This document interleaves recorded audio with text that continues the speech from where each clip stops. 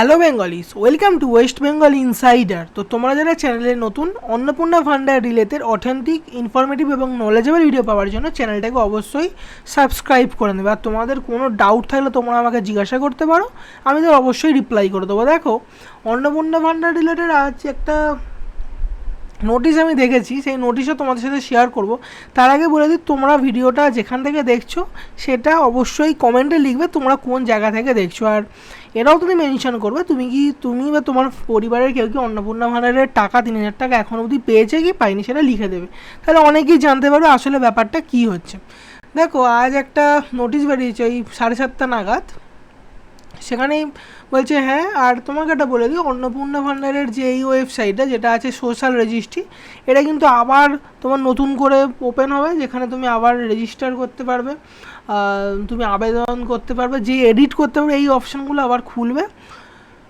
দেখো, এখানেই পরিষ্কারভাবে বলেছে যে সোমবার সরকার জানিয়েছে মহিলাদের জন্য সরাসরি নগদ অর্থ হস্তান্তর প্রকল্পে তৃতীয় কিস্তির তহবিল বিতরণের আগে যাচাই বাছাইয়ের পর আধার সংক্রান্ত সমস্যার কারণে প্রায় 17 লক্ষ আবেদনকারীর নাম বাতিল করা হয়েছে।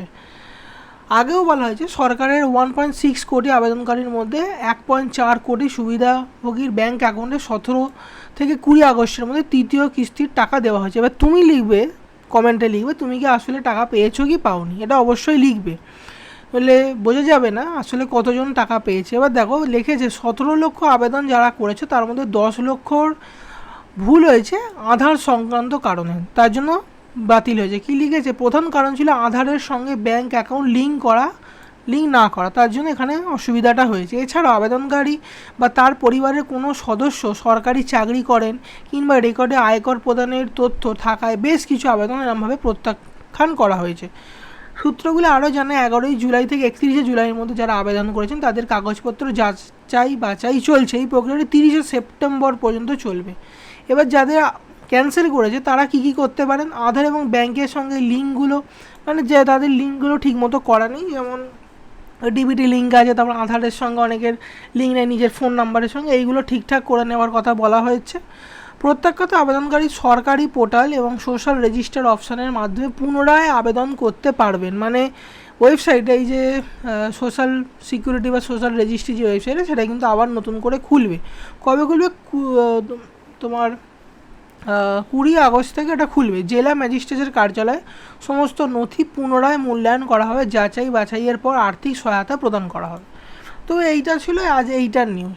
আরও তোমাকে একটা নিউজ বলছি, সেটা হচ্ছে অনেকের তোমার যারা বেনিফিশিয়ারি আছে, মানে যারা টাকা পাচ্ছে বা পেতে চলেছে, তাদের কিন্তু অনেকেরই এরকম নাম পুরো তোমার লিস্টের মাধ্যমে দেওয়া হয়েছে, তুমি নামগুলো পুরো দেখতে পাচ্ছ।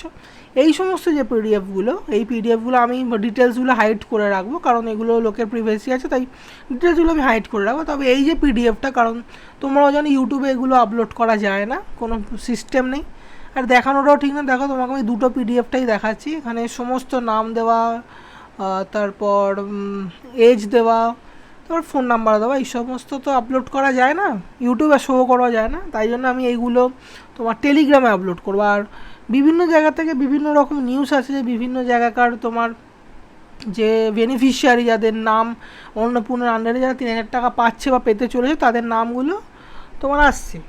সেগুলো সবসময় সমস্ত ওয়েবসাইট থেকে যে তুমি পাবে এরকম কোনো ব্যাপার নেই, কারণ অনেক সময় সেগুলো অফলাইনেও আসবে। অফলাইনে মানে তুমি যে বিডিও অফিসে সেখানে গিয়ে তুমি জানতে পারবে, সেখানেও হয়তো লিস্ট টাঙিয়ে দেবে। দেখো, এত বড় লিস্ট অফলাইনে টাঙানোর চান্স খুবই কম, এগুলো তোমাকে গিয়ে জানতে হবে। এবার যদি কোনো জায়গাকার, যেমন কোনো জায়গায় মনে করো হুগলি, মেদিনীপুর, বিভিন্ন, তুমি কমেন্টে লিখতে পারো তুমি কোথা থেকে দেখছো, সেখানকার যদি কোনো এরকম ডেটা আসে তাহলে আমি অবশ্যই শেয়ার করে দেবো।